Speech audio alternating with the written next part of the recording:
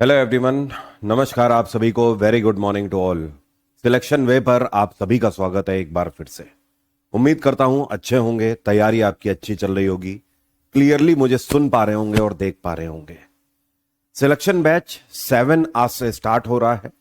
Selection batch 7 की पहली ये जीएस की क्लास है और प्री जीएस क्लास भी आप इसे बोल सकते हो, क्योंकि आज की क्लास में जीएस नहीं पढ़ेंगे। आज की क्लास में कहीं ना कहीं मैं आपको इंट्रोडक्शन देने वाला हूं। आपकी कुछ अगर क्वेरीज होंगी तो उनको भी सुनूंगा और उसका आंसर करूंगा। प्लस आपको बताऊंगा कि जो न्यू स्टूडेंट हैं उनको किस तरीके से अपने नोट्स मेंटेन करने हैं और किन किन बातों का ध्यान रखना होगा, और साथ में किस तरीके से आपकी यहां पर जीएस कंप्लीट होगी। इन सारी चीजों पर हम लोग बात करेंगे। एक और बात क्लियर कर दूं, इस क्लास में सिलेक्शन बैच 7 के तो स्टूडेंट हैं ही, साथ में सिलेक्शन बैच 6, 5 और 4 के भी स्टूडेंट हैं, क्योंकि सिलेक्शन बैच 1, 2 और 3 इन सब की जीएस में हिस्ट्री हो चुकी थी। इवन उनके पूरे बैच ही खत्म हो चुके हैं। हमारे जो सिलेक्शन बैच 4 वाले स्टूडेंट हैं उनकी सिर्फ हिस्ट्री ही बाकी है, बाकी उनका सब कुछ कवर हो चुका है। जैसे कि पॉलिटी भी आपकी हो चुकी है, ज्योग्राफी हो चुकी है, इकोनॉमिक्स हो चुकी है। ठीक है, तो चलिए स्टार्ट करते हैं। बिल्कुल शुरू से शुरू करेंगे। ठीक है, आज की क्लास में केवल आप ये समझोगे कि हिस्ट्री हम लोग क्यों पढ़ते हैं। ठीक है, प्लस एक और बात है, कोई बैच किसी सब्जेक्ट से शुरू होता है, कोई किसी और सब्जेक्ट से शुरू होता है। मैं मानता हूं कि सबसे बेहतर वो होता है कि जहां पर हिस्ट्री से शुरू करी जाए जीएस। तो सिलेक्शन बैच 7 वाले जो स्टूडेंट हैं, आपके लिए यह ज्यादा बेहतर चीज है कि आप हिस्ट्री से ही शुरू कर रहे हो, क्योंकि सिलेक्शन बैच 6 वाले हमारे जो स्टूडेंट हैं उनकी स्टार्ट हुई थी इकोनॉमिक्स से। खैर, यहां पे हम लोग हिस्ट्री की शुरुआत करने जा रहे हैं। आपको बेसिकली यह पता होना चाहिए कि हिस्ट्री किस तरीके से डिवाइडेड है 3 हिस्सों में। ठीक है, तो उसी की बात करते हैं, देन आपको मैं बाकी चीजें बताऊंगा। What is history? सबसे पहले यह समझे कि इतिहास है क्या। हिस्ट्री वर्ड ग्रीक भाषा से लिया हुआ है, और ग्रीक भाषा में एक वर्ड है जिसको बोलते हैं हिस्टोरिया। ठीक है, तो हिस्टोरिया से निकल के आया वर्ड है जिसको हम लोग आज की डेट में हिस्ट्री बोलते हैं, या हिंदी में हम लोग इसी को इतिहास बोलते हैं। इसका मतलब क्या है? जिज्ञासा। जिज्ञासा का मतलब है कि जानने की इच्छा रखने वाला। ठीक है, इतिहास एक शैक्षणिक विषय है। इसमें हमें क्या क्या चीजें मिलती हैं? इसमें हमें डिस्क्रिप्शन मिलते हैं, जैसे कि हम किसी चीज का वर्णन कर रहे हैं। मान लीजिए हम लोग आगे चल के बुद्ध की बात करेंगे, या फिर हम लोग स्वामी महावीर की बात करेंगे, तो हम लोग उनके बारे में डिस्क्रिप्शन दे रहे होंगे। जैसे मान लीजिए हम लोग बात करेंगे मोहम्मद बिन तुगलक की, छत्रपति शिवाजी महाराज की, तो हम लोग उनके बारे में डिस्क्रिप्शन पढ़ रहे होंगे। Second thing, examination. अब ये एग्जामिनेशन हम लोग उन घटनाओं के आधार पर करते हैं। एग्जाम्पल के तौर पर जैसे आप पढ़ोगे 1857 का विद्रोह, तो आपको उस पूरे इंसिडेंट्स को एग्जामिन करके ये पता लगेगा कि वो फेल क्यों हो गया। 1857 अपने आप में एक बहुत बड़ी क्रांति भी बन सकती थी, लेकिन वो केवल फेल होकर 1 साल तक चलने वाला विद्रोह मूवमेंट ही क्यों कहा जाता है? क्यों? क्योंकि उसके पीछे कई सारे कारण थे, जैसे कि हम यूनाइट नहीं हो पाए, हमारी प्लानिंग ठीक नहीं थी। एक और कारण था कि जब हमारी धार्मिक आस्था को ठेस पहुंची तो हम लोगों ने विदाउट प्लानिंग रिएक्शन दे दिया। तो ये सारी चीजें हमें इतिहास में जब हम डिस्क्रिप्शन पढ़ते हैं तो हमें एग्जामिनेशन करने को चीजें मिलती हैं। तीसरी चीज, क्वेश्चनिंग। जब आप हिस्ट्री पढ़ते हो तो आप किसी किरदार के ऊपर क्वेश्चन भी कर पाते हो कि सर इसने ऐसा क्यों नहीं किया। या फिर जब आप इतिहास पढ़ते हो तो आप ये मान के चलते हो कि आपको आज से कई वर्षों पहले, कई 100 साल पहले, हजारों वर्ष पहले एक कैरेक्टर हुआ करता था, उसके बारे में अब आप जान चुके हो, और अब आपको यह समझ आया कि अगर ऐसा नहीं हुआ था तक तो क्यों हुआ था। तो ओवरऑल आप क्वेश्चनिंग कर पाते हो हिस्ट्री को पढ़ के। And at the and analysis of past event. Overall जितना भी इवेंट होता है फिर आप उसको एनालिसिस कर पाते हो। जैसे 1857 रिवोल्ट में जब हम बहुत दूर से उस एस्पेक्ट को देखते हैं, उस पूरी विंडो को देखते हैं, तो हमें पता लगता है कि यहां से क्रांति की शुरुआत हो चुकी थी। हालांकि वो इवेंट बहुत बड़ा नहीं बन पाया, लेकिन क्रांति की शुरुआत हो चुकी थी। हेल्प टू अंडरस्टैंड, हमें क्या क्या चीजें समझने में मदद करता है हिस्ट्री, जैसे कि कारण और परिणाम के संबंध क्या होते हैं, सत्यापित साक्ष्यों पर आधारित, मतलब कुछ ऐसे हिस्टोरिकल इवेंट हैं जिनके बारे में सिर्फ हम पढ़ रहे हैं, हमारे पास कोई एविडेंस नहीं है। कुछ ऐसे होते हैं दूसरी तरफ जिनके बारे में हमारे पास सॉलिड एविडेंस है। ठीक है, तो ये चीज भी हमें हिस्ट्री बताती है। साथ में एक से अधिक व्याख्याएं इसके ऊपर संभव हैं। जैसे 1857 रिवोल्ट के ऊपर वीडी सावरकर ने कुछ और बोला हुआ है, ठीक है, दूसरे और लोग हैं उन्होंने कुछ और बोला हुआ है। इंडो आर्यंस के ऊपर आपका बीजी तिलक ने कुछ और बोला हुआ है, दूसरे मिडिल ईस्ट वालों ने कुछ और बोला हुआ है। तो अलग अलग व्यक्ति की अलग अलग व्याख्या होती है हिस्ट्री को लेकर। एग्जाम्पल के तौर पर जैसे मैं आपको बताता हूं, आप में से कुछ लोगों की नजर में महात्मा गांधी अच्छे होंगे और कुछ लोगों की नजर में महात्मा गांधी बुरे होंगे। ठीक है, सैड बट इट्स ट्रू। मैं मानता हूं कि ऐसा बिल्कुल नहीं होना चाहिए कि आपकी नजर में महात्मा गांधी बुरे कैसे हो सकते हैं। कुछ लोगों की नजर में चंद्रशेखर आजाद उतने बेहतर नहीं होंगे जितने सुभाष चंद्र बोस होंगे। तो हम लोग क्या करते हैं, हम लोग हिस्ट्री को पढ़ के अपनी अपनी व्याख्याएं देने लगते हैं। अल्टीमेटली ये सारी चीजें उत्पन्न होती हैं हिस्ट्री से। ये सीक्वेंस रहता है हिस्ट्री में। सबसे पहले इवेंट होता है हिस्ट्री में, मतलब कोई घटना हो गई, ठीक है, घटना के बाद उसके एविडेंसेस हमें मिलते हैं। अब चाहे वो किसी भी तरीके के एविडेंसेस हो, अभी इस पर भी बात करते हैं। देन हम लोग उसका एनालिसिस करते हैं, इंटरप्रिटेशन करते हैं, और लास्ट में जाके हमें समझ आते हैं कि इसके पीछे के परिणाम क्या थे या कारण क्या थे। एक और बात ध्यान रखिएगा कि इतिहास के सोर्सेस कितने तरीके के होते हैं। मैंने क्या कहा, हिस्ट्री के सोर्सेस कितने तरीके के हैं, इतिहास के स्रोत कितने तरीके के हैं। तो बेसिकली ये 3 तरीके के स्रोत होते हैं। कितने? 3 तरीके के। पहला, जिसको हम लोग बोलते हैं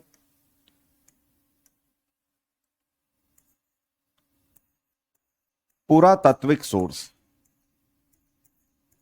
पुरातात्विक सोर्स अंग्रेजी में इन्हीं को बोलते हैं आर्कियोलॉजिकल सोर्स। ठीक है, अब ये आर्कियोलॉजिकल सोर्स क्या होते हैं?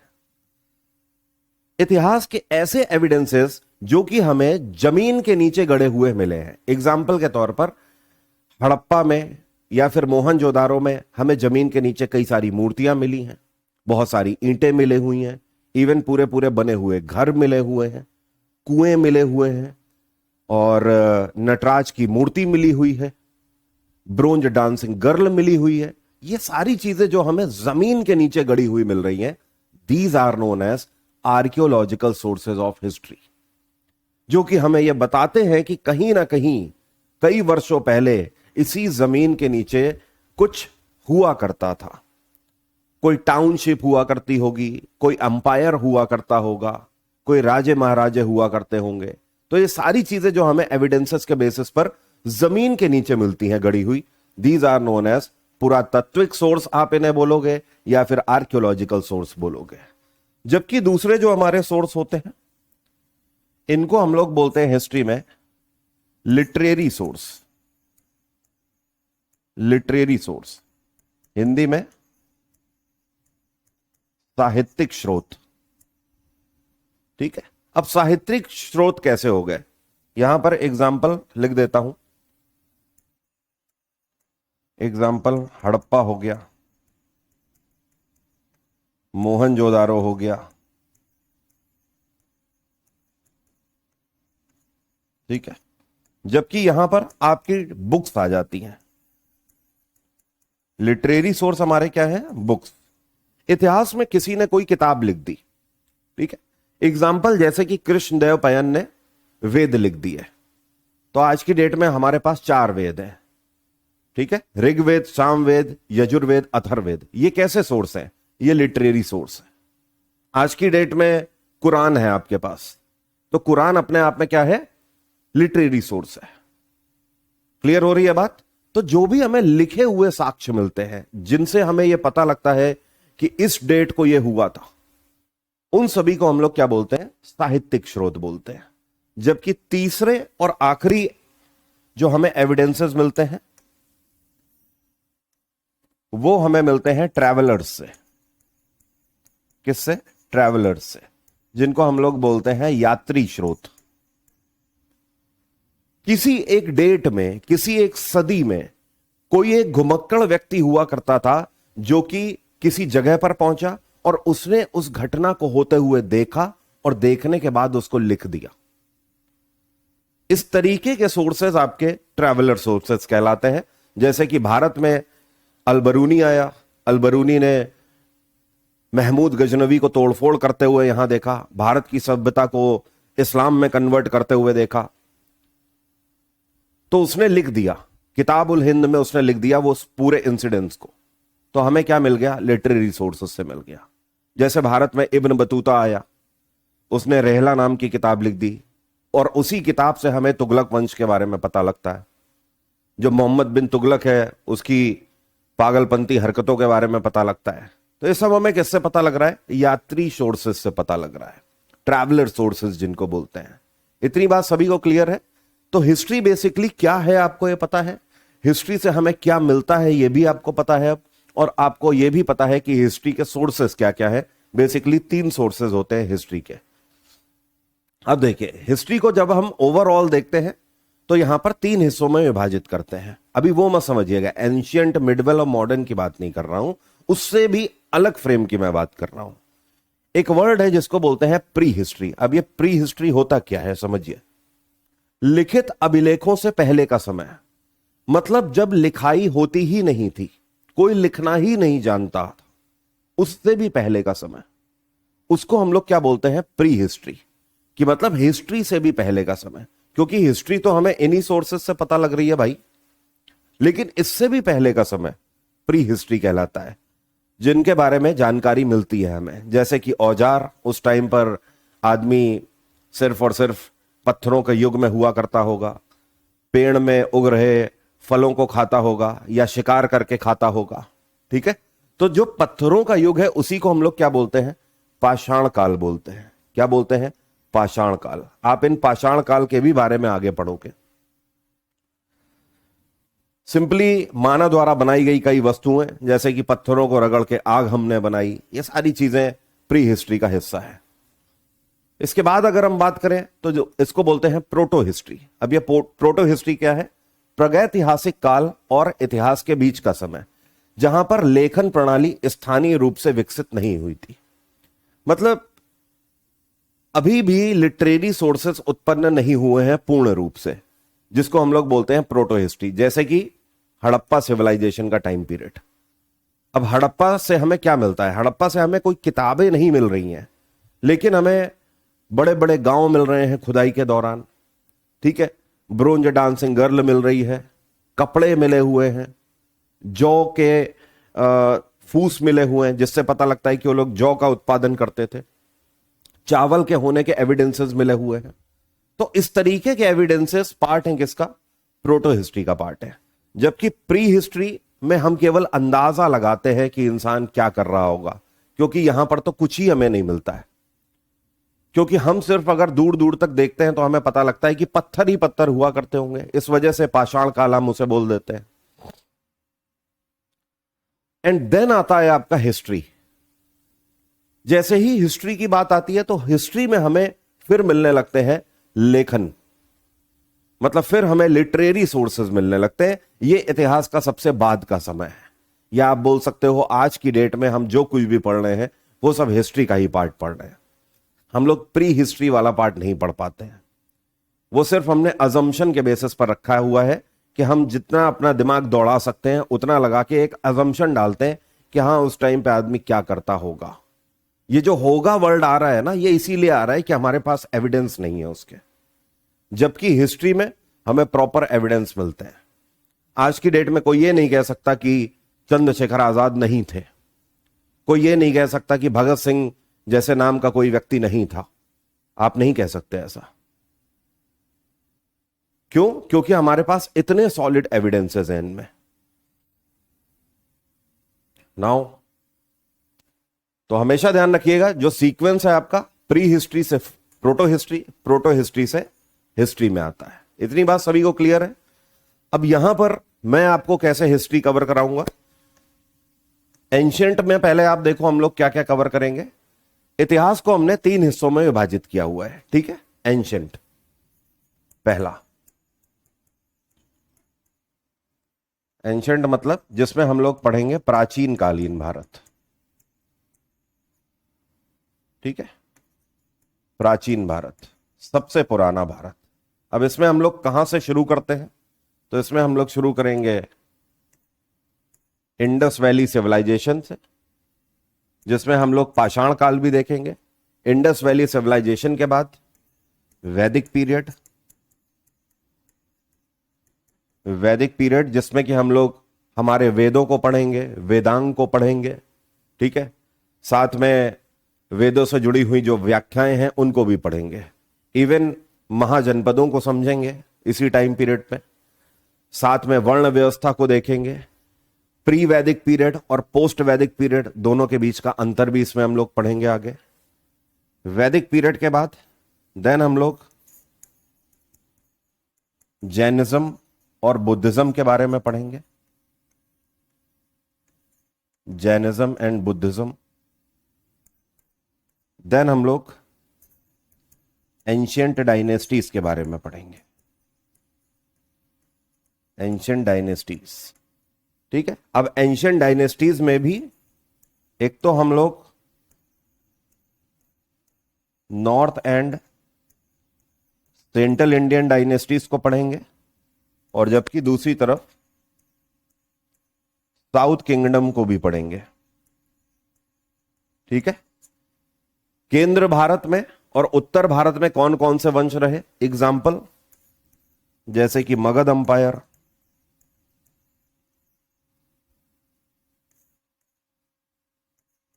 Kushan umpire, Shunga dynasty, Maurya dynasty, ठीक है। अब साउथ किंगडम की अगर हम बात करें, जैसे कि Vijayanagar umpire, Chola dynasty,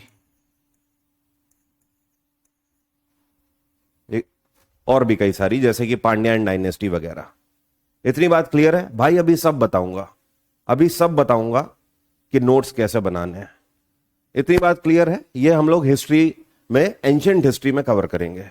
then बात आ जाती है मेडिवल हिस्ट्री की।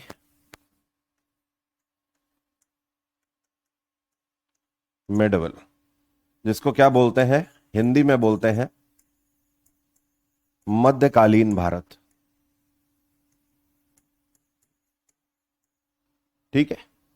इसकी जो हमारी शुरुआत होगी ये 8वीं शताब्दी से होगी, 8th सेंचुरी से इसकी शुरुआत होगी। इसमें हम लोग ओरिजिन ऑफ इस्लाम पढ़ेंगे, ओरिजिन ऑफ इस्लाम, इस्लाम का उदय कैसे हुआ, इस्लाम अपने आप में क्या है, कहां से उदय हुआ और भारत में किस तरीके से आया। देन हम लोग टर्किश इन्वेडर्स को पढ़ेंगे, किन तुर्कों ने हमारे देश पर आक्रमण किया। इसमें हम लोग 3 इन्वेडर्स को पढ़ेंगे, जैसे कि मोहम्मद बिन कासिम, महमूद गजनवी और तीसरा मोहम्मद गोरी। तो इस टॉपिक को क्या बोलते हैं, टर्किश इन्वेडर्स। इसी में आप पृथ्वीराज चौहान की कहानी भी कवर करेंगे। देन आप पढ़ेंगे मेडिवल में दिल्ली सल्तनत,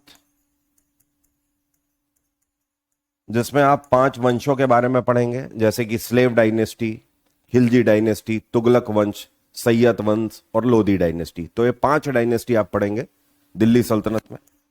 उसके बाद आपका मुगल अंपायर शुरू होगा। मुगल अंपायर में आप बाबर से शुरू करेंगे और औरंगजेब तक पढ़ेंगे। देन उसके बाद ब्रिटिश कन्क्वेस्ट आप पढ़ेंगे, ब्रिटिश कन्क्वेस्ट,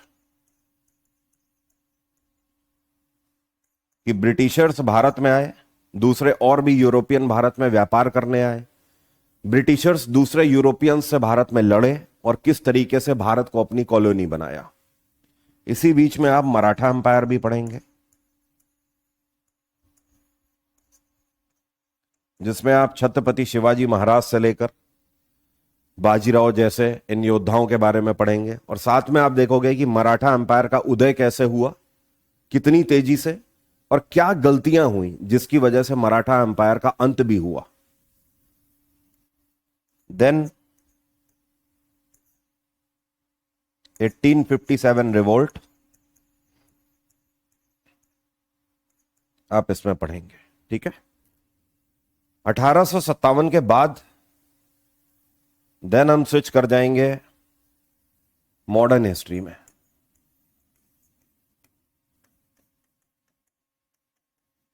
मॉडर्न हिस्ट्री जिसको बोलते हैं आधुनिक भारत, ठीक है। इसमें हम लोग क्या क्या देखेंगे? कांग्रेस फॉर्मेशन, कांग्रेस की स्थापना कैसे हुई। आप देखोगे एक ऐसी पार्टी जिसकी शुरुआत हुई इस आधार पर कि वो ब्रिटिशर्स से बातचीत करेंगे, भारतीयों को रिप्रेजेंट करेंगे, हम भारतीय चाहते क्या है गोरी हुकूमत से उसको बताएंगे, लेकिन यह पार्टी धीमे धीमे भारत की स्वतंत्रता के लिए लड़ने लगेगी और 1929 में जाके पूर्ण स्वराज की डिमांड कर देगी और आखिरकार यही कांग्रेस पार्टी जाकर आजादी के बाद भारत की पहली सरकार बनाएगी, ठीक है। कांग्रेस फॉर्मेशन के बाद आप फेज पढ़ोगे। फेज में आप दो फेज पढ़ोगे, एक तो मॉडरेट फेज हो गया और दूसरा हो गया एक्सट्रीमिस्ट फेज, ठीक है। मॉडरेट फेज में आप कांग्रेस को समझोगे, साथ में अनदर लीडर्स जो कि मॉडरेट ग्रुप के थे, जो कि शांत रहकर ही आजादी चाहते थे, जिनका कहना था कि हम बातचीत करके ही आजादी हासिल कर सकते हैं। एग्जाम्पल इसमें आप पढ़ोगे गोपाल कृष्ण गोखले हो गए, ठीक है, बाल गंगाधर तिलक हो गए, ठीक है। जबकि दूसरी तरफ एक्सट्रीमिस्ट ग्रुप में आप उन लीडर्स को पढ़ोगे जिनका कहना था कि ये गोरे जिस भाषा में समझते हैं उन्हीं भाषा में इनको जवाब देंगे, ये बोली नहीं गोली की भाषा समझते हैं तो गोली की भाषा में इनको समझाएंगे। तो यहां पर आप पढ़ोगे चंद्रशेखर आजाद के बारे में, भगत सिंह के बारे में,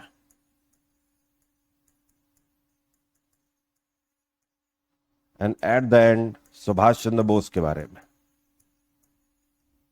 और भी कई सारे लीडर जैसे कि सचिन सन्याल हो गए और राम प्रसाद बिस्मिल हो गए, अशफाक उल्ला खां हो गए, वो सब इसी में कवर है। फेस के अलावा गांधीयन एरा हम लोग कवर करेंगे। महात्मा गांधी को बिल्कुल अलग से इसलिए कवर करते हैं क्योंकि सबसे ज्यादा क्वेश्चन यहीं से पूछे जाते हैं, क्योंकि जब आप मूवमेंट्स को देखेंगे तो सबसे बड़े आंदोलन महात्मा गांधी ने ही चलाए हुए हैं। देन इंडिपेंडेंस मूवमेंट, कि हमें आजादी कैसे मिली, ठीक है। तो मेरे भाई सबको समझ आया कि हिस्ट्री की अप्रोच क्या रखेंगे यहां पर, क्लियर है इतनी बात। अब मेरी एक बात ध्यान से सुनिएगा, हिस्ट्री को कई बार मैं एंशिएंट से भी शुरू करता हूं, कई बार मैं मिडिवल से भी शुरू करता हूं। मैं आपको उसके भी कारण बता दूं। जब कोई ऐसा बैच होता है जो कहता है सर बिल्कुल इंटरेस्टिंग, बिल्कुल कहानी जैसा होना चाहिए पहले ही दिन से, तो फिर मैं स्टार्ट करता हूं मिडिवल से। लेकिन कोई ऐसा बैच जो कि ये चाहता है कि सर ठीक है जो एंशिएंट है उसमें इतने एविडेंसेस नहीं है तो वहां पे कहानियां नहीं बन पाती ज्यादा, लेकिन हम शुरू से पढ़ेंगे, हम एंशिएंट पहले कवर करेंगे, फिर मिडिवल, फिर मॉडर्न। तो मैं बिल्कुल एंशिएंट से ही स्टार्ट करता हूं। डिपेंड आप पे करता है, आप मुझे बताओगे कि मैं कहां से स्टार्ट करूं। मॉडर्न से कभी नहीं स्टार्ट करता, मिडिवल से भी स्टार्ट हो सकता है और एंशिएंट से भी स्टार्ट हो सकता है। अब इसके लिए आपको क्या करना है, मैं थोड़ी देर में अपने टेलीग्राम पे एक क्वेश्चन फॉर्म में डाल दूंगा, ठीक है। उस पर बस आप वोट कर देना, मैं देख लूंगा ज्यादातर स्टूडेंट क्या चाहते हैं कि मैं कहां से स्टार्ट करूं, ठीक है। वैसे मैं आपको ये रिकमेंड करूंगा कि आप सिलेक्शन लेने जा रहे हो, आप यहां पे कोई एंटरटेन करने नहीं आए हो ना होने आए हो, तो आप एंशिएंट से स्टार्ट करो। मैं आपको ये रिकमेंड करूंगा आप बिल्कुल ए से स्टार्ट करो, वो ज्यादा सही रहेगा, ठीक है। बाकी आप मिडवल से भी शुरू कर सकते हो। अब देखो होता क्या है, अंतर समझिएगा।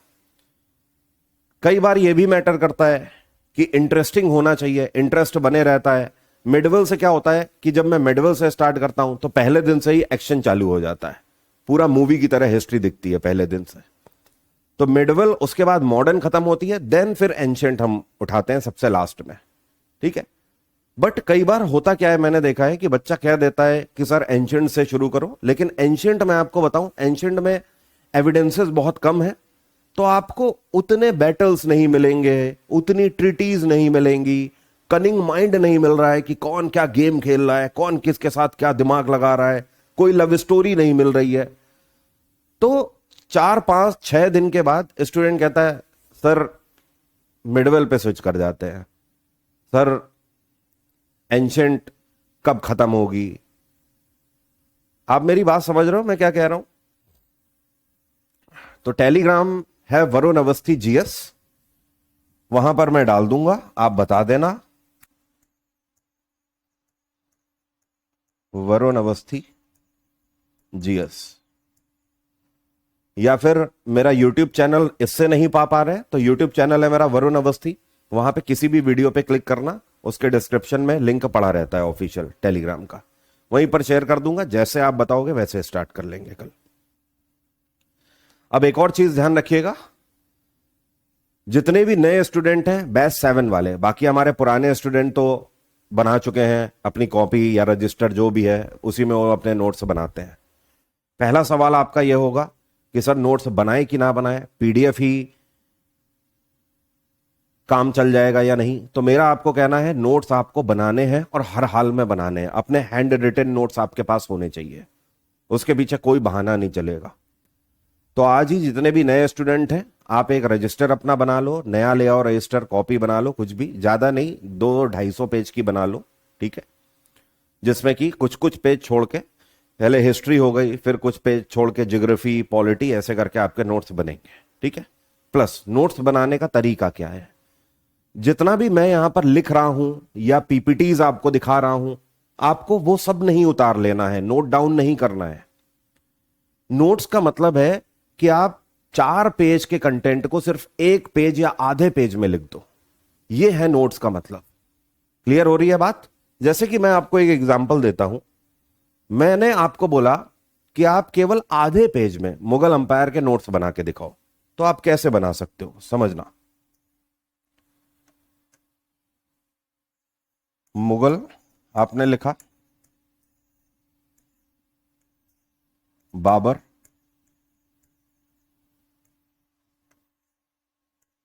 हुमायूं,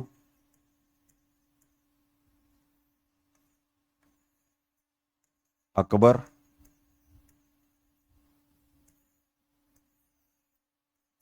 जहांगीर,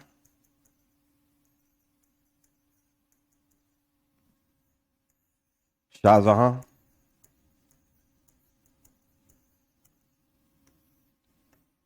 औरंगजेब। ठीक है, क्लियर है इतना? अब बाबर 1526 से 30, 1530 से 55, 1556 से 1605, 1605 से लेकर 1628, 1628 से लेकर 58, 1658 से लेकर 1707। ठीक है, यहीं पर बैटल लिख लिए, battle of Panipat, battle of Khanwa, battle of Chanderi, battle of Ghaghra. आज ही बता रहा हूं, डेली नहीं बताऊंगा कि नोट्स कैसे बनाते हैं, ठीक है। पानीपत 1526, खानवा 1527, 1528 और 1529। ऐसे ही बैटल लिख डाले सबके, ऐसे ही सबकी बुक्स लिख डाली वहां पे। This is called notes. इसका मतलब यह है कि कल अगर एग्जाम होगा और आज आपको रिवीजन करना होगा, आप 4 पेज में अपनी पूरी हिस्ट्री रिवाइज कर लोगे। इसको बोलते हैं सॉलिड एंड क्रिस्प नोट्स, जो कि बिल्कुल कंसाइज फॉर्म में होने चाहिए। नोट्स वो नहीं होते कि आप पेज पे पेज भरे जा रहे हो और उसके बाद जब रिवीजन का नंबर आया तो आप खुद ही बोर हो गए, अरे 20 पेज अब ये कौन पढ़ेगा। नोट्स ऐसे होने चाहिए जो बार बार पढ़ाए, जो बार बार आपको बुलाए और अपनी तरफ आकर्षित करे कि आओ मुझे पढ़ लो, आओ एक बार फिर पढ़ लो, 10 सेकंड लगेंगे, एक बार देख तो लो मुझे। ऐसे होने चाहिए नोट्स। ठीक है, क्लियर है?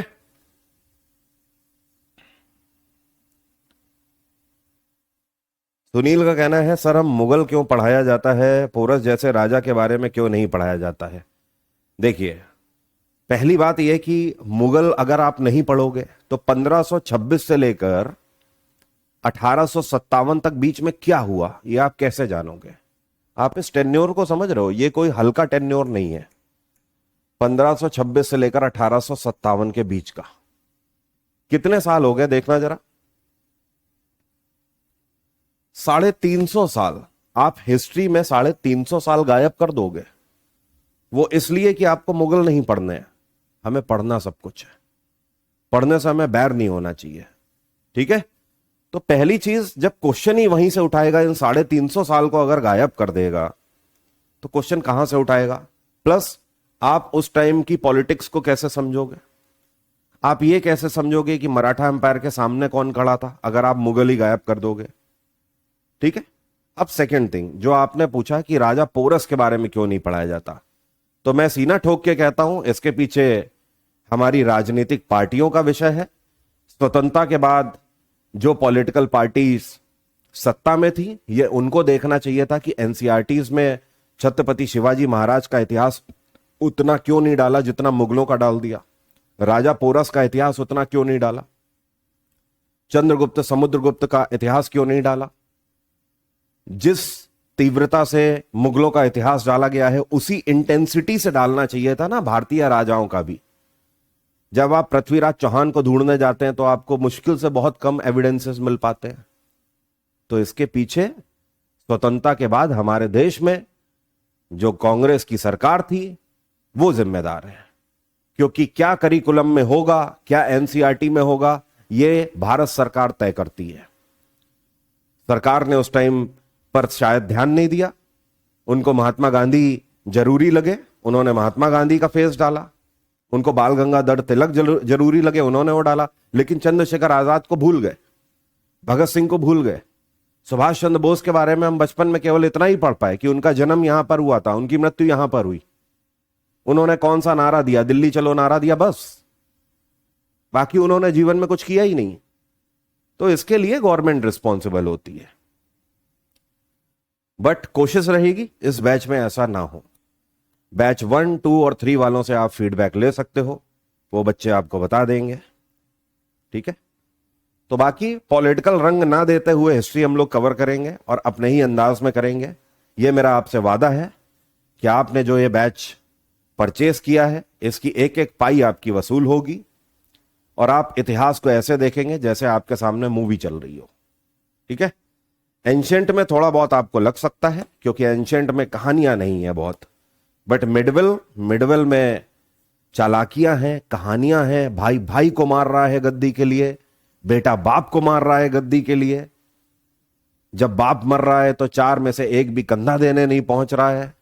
आप इतिहास में ऐसी कहानियां बहुत देखेंगे मिडवल में। तो मिडवल बिल्कुल मूवी की तरह हो जाता है और मॉडर्न भी। फिर बहुत सारा खून बहेगा, बहुत सारे लोगों की गद्दी छिलेगी, बहुत सारे लोगों का पोपट कटेगा, सब कुछ होगा।